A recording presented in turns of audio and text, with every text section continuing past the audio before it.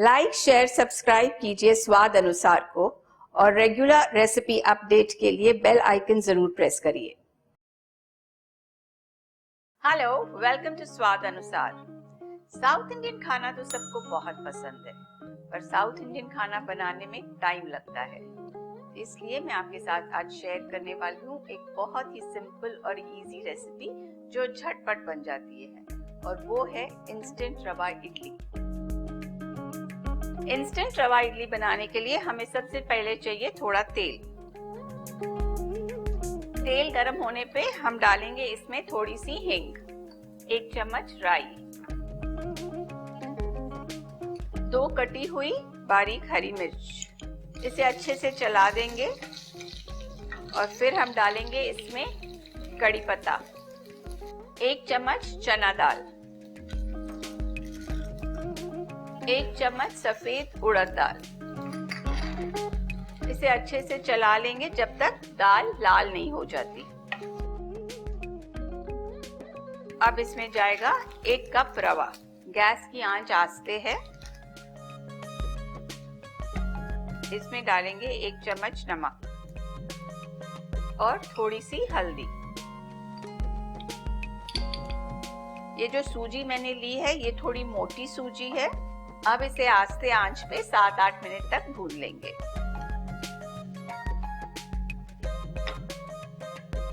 सूजी अच्छे से सिक चुकी है।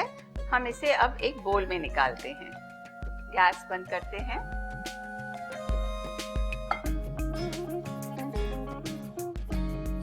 अब इसे 10 मिनट तक ठंडा होने के लिए रख देंगे। जब तक सूजी ठंडी होती है तब तक हम इडली का स्टीमर तैयार कर लेते हैं। सबसे पहले हम गैस शुरू करते हैं।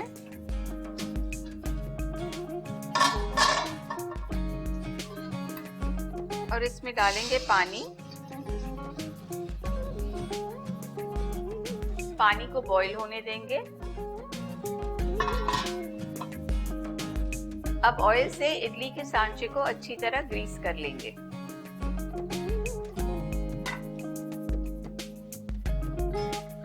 अब हम लेंगे काजू। एक काजू का पीस एक सांचे में डाल देंगे। अब डालेंगे थोड़ी सी घिसी हुई गाजर,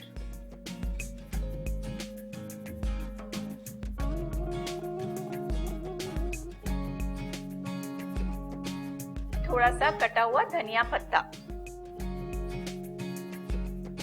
सूजी अच्छे से ठंडी हो चुकी है। अब हम बाकी की इंग्रेडिएंट्स डाल के अपना इडली का बैटर तैयार कर लेते हैं। तो सबसे पहले इसमें जाएगा 1 कप दही। इसे हम अच्छे से विस्क कर लेंगे।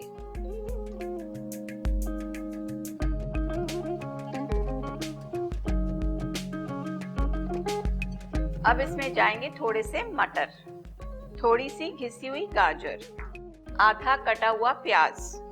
इसमें आप अपनी मनपसंद की कोई भी सब्जी डाल सकते हैं। थोड़ा सा कटा हुआ धनिया पत्ता,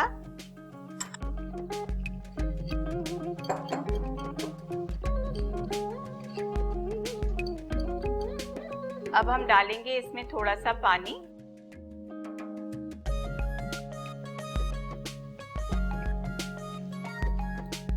अब इस इडली बैटर को 10-15 मिनट के लिए ढक के रख देंगे।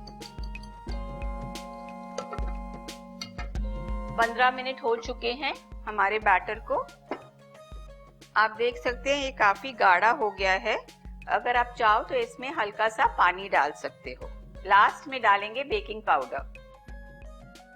इसे हम अच्छे से मिक्स कर देंगे।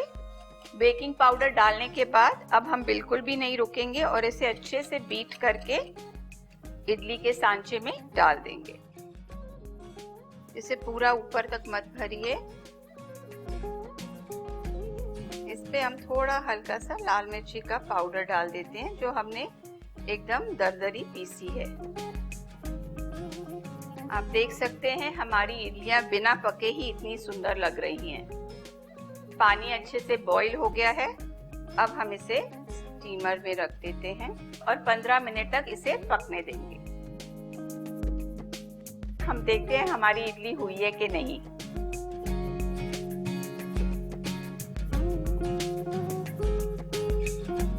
छुरी एकदम साफ निकली है। इसका मतलब है इडली पक चुकी है। इडली ठंडे होने पर इसे छुरी से निकालेंगे और सर्व करेंगे। गरम इडली को निकालने पे इडली का टूटने का डर रहता है। ये रही इंस्टेंट रवा इडली गर्मा गर्म एकदम तैयार।